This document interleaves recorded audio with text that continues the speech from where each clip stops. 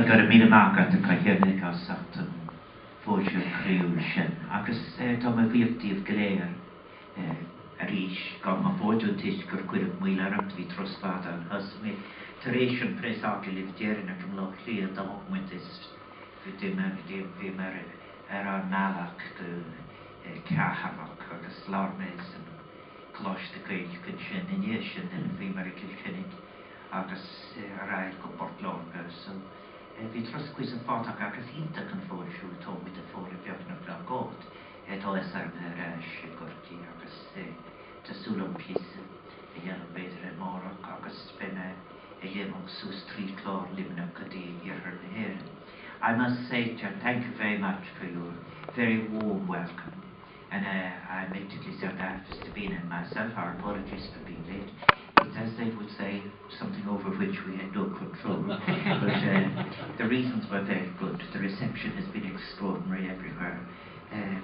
Particularly since last Friday, there has been an enormous turn as the hundreds of thousands of people who have been consistently saying they were to vote for me for president were galvanized into action by the polls, so that on Friday and Saturday and Sunday you could perceive it. And I was in fact in Friday, Saturday and Sunday in Tony, who's travelling with me, Tony Heff said he couldn't in 40 years remember any crowds like the ones in Henry Street. And then the same was true in Naas and Athy, Portlaoise and so on. So the process is going to keep going. I'm going to keep speaking to people until the polls close on Thursday. And the most important thing is that those of you who have been gathered here, you're so wonderful to come. I thank you for that. And thank you, as I've said, for your patience in waiting for us.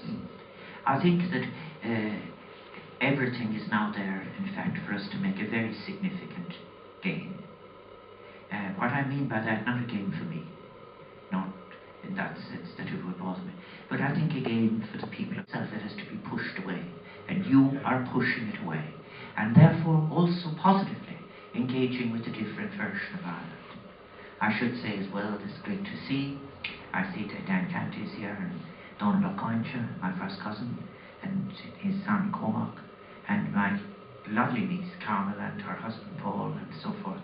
I have many invaluable connections with Cork that are very valuable to me, and all those comrades who worked with me at the Dole and Shannon and so forth. And it's great because it is a time like this, collectively and cooperatively, we can achieve something quite wonderful. For the next 7 years, to have somebody speaking about ethics, to have somebody saying, for example, that the purpose of an economy is to be an instrument to achieve security for all of citizens, to be defining citizenship not in terms of the back papers of newspaper that have rumours about wealth, or admiring people simply for what they're assumed to have accumulated by way of personal wealth, irrespective of the cost, but rather looking at a country and saying that in the Republic we wanted to be able to say that as every child is born, every child has an inalienable dignity, acquires rights, not just protection, but rights to development. That's what happens in a republic. That as people go through the life cycle, that you have a right to be educated at any stage of your life, and that you should be able to grow old in dignity, and that you should be able to be part of your community. If you're to do that, you must actually take challenges that now face us, new challenges such as emigration revived, or the unemployment problem, or the insecurities, and you must approach it cooperatively and collectively. And there is truth in the phrase, Nenart Gagarlia Kena, or you know, that two people can see something one person cannot. The fact is that together, everything is possible. And when I set out, all you mentioned, Caryenik, you know, when you're a Lutheran kid, when I came here, what I pointed out at that stage was, I said, I'm not going to run a personalised campaign. I'll set it out on the 1st of May, why I am doing this. I said I will do so because I believe in a radically inclusive citizenship. No one excluded on the basis of capacity or gender or orientation or whatever. And then that this will lead us to a creative society because you all know it. You've seen it sometimes in the children when they're doing something beautiful. The unrealized version of life, not simply being useful in a particular economy, but having a version of the economy that answers to the best instincts of our spirit out of this.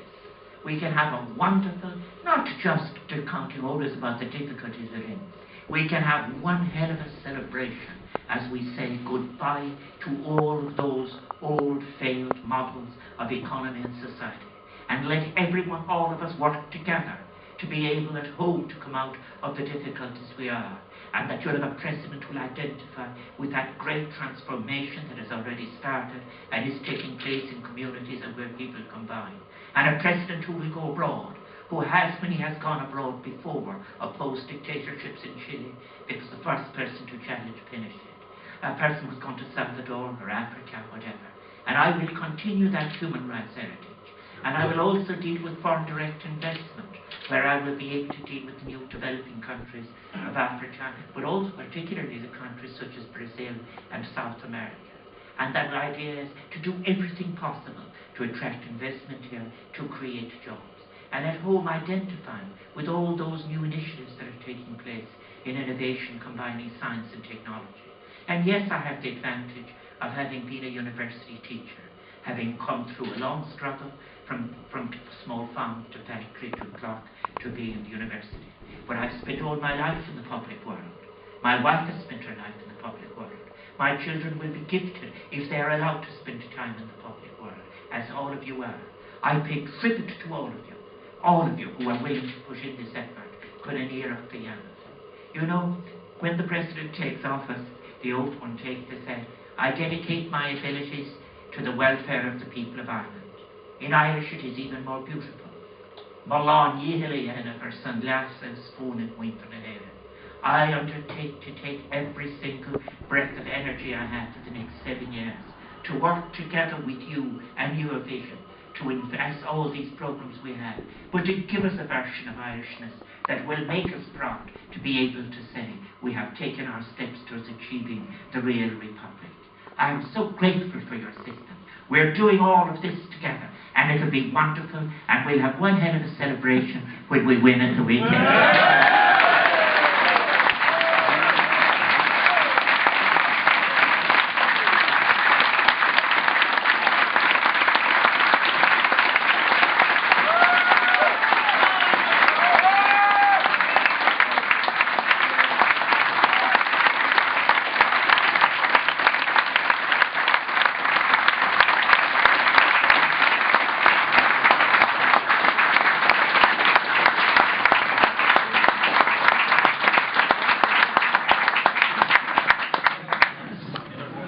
Dolph Miller Margot Phil, agus go